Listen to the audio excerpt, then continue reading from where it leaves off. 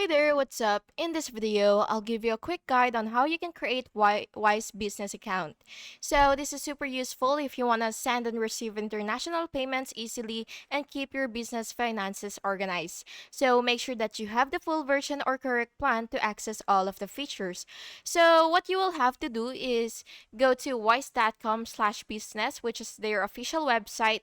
And now that you're here, you will just have to click sign up, which is on the top right corner of your screen, and of course, you will have to enter your information. You will provide your email address, your or business email, password, and country of registration.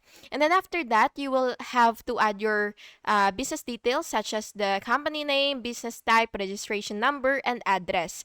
And after you've added all of that, you will just have to verify your identity by uploading your documents for business and account admin. So it could be either passport, driver's license, or whatsoever.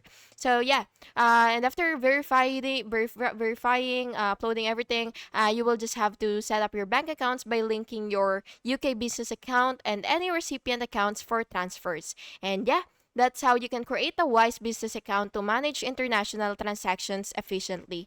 Thank you so much for watching this video, and I really hope it was helpful for you. And if it was, please make sure to like and subscribe for more videos like this. Thank you, and have an awesome day.